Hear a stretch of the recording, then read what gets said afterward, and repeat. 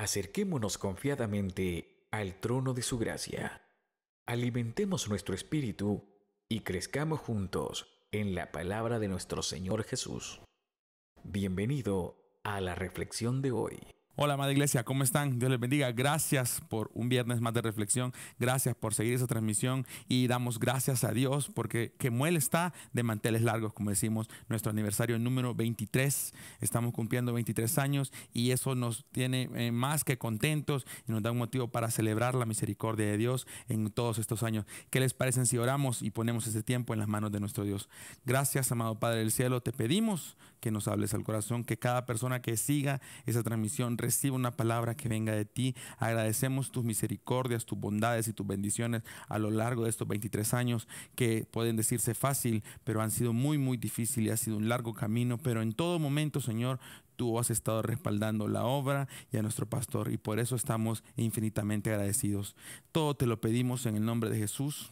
Amén.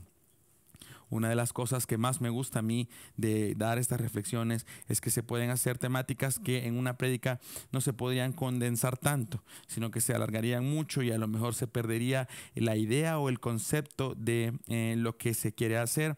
El tema de hoy es sí, pero no. Sí, pero no. Muchas veces cuando yo termino o predico o termino un servicio o un evento que haga nuestra iglesia, hay mucha gente que se me acerca. Y no a mí porque sea el que tienen que acercarse, sino porque a lo mejor alguien le dice habla con Cano y allá que me tiran el balón, en otros términos. Entonces hay gente que me dice yo quiero servir o yo quiero formar parte. Yo quiero pues comenzar. Y yo les digo, démosle, está bien, no. Si media vez querés, ¿por qué te voy a quitar las ganas? ¿Por qué voy a poner restricciones? Si Dios no las pone, ¿con qué autoridad o con qué derecho yo puedo decirle a alguien, no, mira, aquí somos un grupo seleccionado y no puede servir? Si alguien así lo desea, bienvenido, démosle. Pero lo que sucede es que muchas veces son impulsos por alegría, impulsos emocionales, impulsos o solamente es un deseo del corazón y se queda ahí después en el estado de cuando el estado de ánimo cambia y uno le dice, mira, ¿qué pasó? ¿Cuándo vamos a comenzar con el servicio? Que sí quiero, y aquí viene lo que le da el tema a la reflexión de hoy, sí quiero, pero no, o aún no, siento que podría esperar un poco. Entonces se pierde esa motivación o ese fuego y eso sucede a veces después de grandes encuentros. Por ejemplo, usted va a un retiro o a un concierto y al finalizar usted siente que está sobre las nubes y que anda muy poderoso, o a un campamento y usted se siente muy feliz de haber ido y usted dice voy con todo, y eso no es malo, eso está muy bien, pero después de unos días del evento, del campamento, el retiro, como le quiera llamar, empieza a bajar la intensidad o la emoción. Entonces viene una gran pregunta. Cuando nos surge un gran deseo de servir para Dios bajo esas circunstancias, ¿es un llamado genuino? ¿Es un emocionalismo? ¿O solamente es por moda o por conveniencia o porque creemos que necesitamos de Dios? ¿Qué sería la respuesta a todo esto? Y no tiene nada que ver la obediencia que nosotros sintamos hacia Dios con la emoción. No tiene nada que ver el compromiso de servir con Dios con las ganas de servir a Dios. No tiene, es casi irreverente lo que estoy diciendo, que no. Si me da unos minutos, yo perfectamente se lo explico. Si vamos a Mateo 21:28, en esa parábola Jesús hablando a sus discípulos, Mateo 21:28. ¿Qué piensan de lo siguiente? Les preguntó Jesús a sus discípulos. Un hombre con 2 hijos le dijo al mayor: hijo, ve a trabajar al viñedo hoy. El hijo le respondió: no iré. Vaya, esos son aquellos que ya estamos sirviendo, que ya tenemos años sirviendo y que a veces no tenemos ganas de hacerlo. Son cuestiones humanas. Son cuestiones humanas que simplemente acontecen. Yo ya les he mencionado en otras cosas en que he servido, pero una de las cosas más difíciles para mí en las que he servido, y era porque, lo confieso, no me gustaba, es en células. No me gustaba. No me gustaba y era bien difícil para mí servir en células. Era como, ay Señor, por favor, ya no. Pero allá iba yo todas las semanas a diferentes células, y traté de involucrarme y todavía involucré al pastor y le dije, pastor, tengo una idea. ¿Cuál? A ver, hagamos una gira por todas las células de Kemuel. En ese momento no existía pandemia ni lo que ahora está viviendo el mundo. Habían más, obviamente que por la situación actual algunas pues ya han dejado de hacerse y está bien. Pero en ese momento había como esa intención de querer hacer las cosas. Entonces yo le dije, pastor, hagamos una gira por todas las células. Y el pastor, pues quizás por no desmotivarme a mí, fue como, hagámosla. Y empezamos a visitar todas las células. Todas las noches visitábamos una. Y íbamos para Lourdes, íbamos para Soyapango, Santa Tecla, andábamos disparados por toda la ciudad y allá nos vemos y allá nos vemos. Y después de terminar la gira, yo pensé, bueno, ya lo hice, misión cumplida. No, no, no. Si servir una vez y hacer las cosas una vez no significa que es la única vez que usted debe de hacerlo. Entonces yo era ese hijo que le dice a Dios, no, no iré. No porque esté mal, no porque esté enojado con Dios, sino que no tengo el deseo. Tengo problemas, tengo circunstancias difíciles, cosas que no me permiten continuar y que yo pongo quizás hasta de excusa para no hacerlo. Y yo me identifico mucho con este primer hijo que le dice, no, yo no iré al viñedo, no iré a trabajar, no, no puedo y no lo haré. Le es sincero. Malcriado o desobediente, dirían algunos, pero es sincero con su padre. Y si continuamos, dice, pero más tarde cambió de idea y fue. Vaya, ese es el que entiende que el compromiso y la obediencia hacia Dios está por encima de sus circunstancias, de sus estados de ánimo, de sus crisis, de las intenciones que tenga o que no tenga. Ese sabe que ha adquirido un compromiso y que las cosas por Dios y para Dios están por encima de todo eso. Y que de boca a lo mejor puede decir, no voy a ir, y termina yendo. Hay muchos proyectos que yo he iniciado para Dios y yo siempre digo, no, yo no lo voy a hacer. Pasan los años y ahí estoy. Y ahí estoy haciéndolo y yo termino diciendo, bueno, Dios nos ha llamado y hay que hacerlo. Y hay otros que en algún momento yo he sido también de esos. Si seguimos en la lectura es, entonces el padre le dijo al otro hijo, ve tú. Y él dijo, sí, Señor, yo iré, pero no fue. Y después Jesús le preguntó a sus discípulos, ¿quién es el obediente? ¿Quién es más obediente? ¿El que dijo que iba a ir y no fue? ¿O el que dijo, no, no voy a ir y terminó yendo? Hay una gran realidad y es que el llamado y el servicio, y lo que yo decía hace un momento, no tiene nada que ver con las ganas de servir. No tiene nada que ver con las ganas, tiene que ver con la obediencia hacia Dios, porque un gran boxeador, un ex campeón, que a lo mejor acá no sea un ejemplo de vida, pero sí un ejemplo de deportista, como es Mike Tyson, dice que no importa lo bueno que seas, en cualquier cosa que hagas, no importa lo bueno que seas, si no tienes disciplina, no tienes nada.